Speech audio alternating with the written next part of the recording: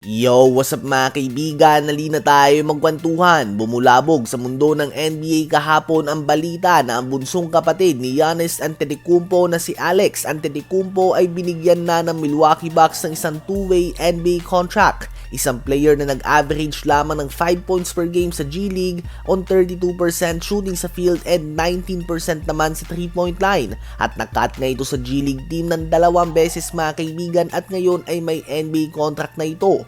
Isang obvious move para lamang mapanatili na masaya ang two-time MVP Giannis. Kahit nga si Shams ng ESPN ay sinabi na ang galaw na ito ay para lang talaga maging komportable si Giannis sa Milwaukee at hindi ito umalis dito. At dito na nga pumapasok ang sinasabi na politiko sa NBA dahil may katulad nga ni Russell Westbrook na nag-average pa ng 13 points, 5 rebounds and 6 assists per game last season para sa championship caliber team ng Denver Nuggets at walang team sa NBA ngayon. At least by the time na kinuha ng Bucks si Alex dahil ngayon nga ay pumirma na si Westbrook ng kontrata sa Sacramento Kings. Kung tatanungin mo nga kung sino ba ang mas magaling sa kanila ni Alex Antetokounmpo ay no-brainer nga ito at 100% na mas deserve ng former MVP ng pwesto sa isang NBA roster.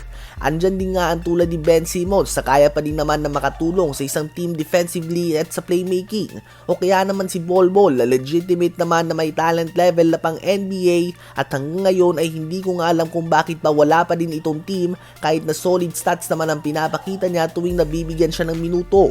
May tulad din nila Victor Oladipo na kailangan pang dumaan sa China at mag-dominate dito para lang mabigyan ng tsansa ulit sa NBA. At so far ay kahit nga napakaganda ng performance sa pinapakita niya sa preseason na ito ay wala pa rin nga siyang tawag na natatanggap mula sa mga NBA team.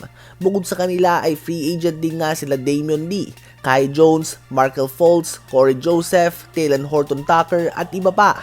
Subalit dahil kapatid nga ni Giannis si Alex Antetokounmpo ay may pwesto nga ito sa roster ng Milwaukee Bucks kahit na nag-average lamang ito ng 1.2 points per game sa Greek League last season. Ang same Greek League kung saan nag-MVP at nanalo ng Defensive Player of the Year award si Thanasis ng back-to-back years. Ganun na lang nga kalaki ang agwat ni Thanasis mga kaibigan kay Alex kung galing ang pag-uusapan. At mas malala pa nga ito sa sitwasyon ni Bronny mga kaibigan na sinasabi ng madami bilang nepo baby at nakapasok lang dahil kay LeBron.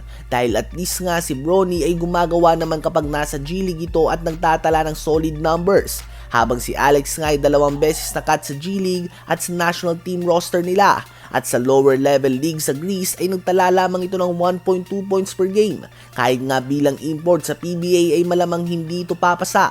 Yan nga ang sad reality ng politiko sa NBA ngayon mga kaibigan. Ano ba masasabi nyo tungkol dito? I-comment yan sa baba at aking babasahin yan. Huwag kakalimutan na mag-like, mag-subscribe at i-hit ang notification bell for more updates at kwentuhan. Maraming salamat po sa inyong lahat.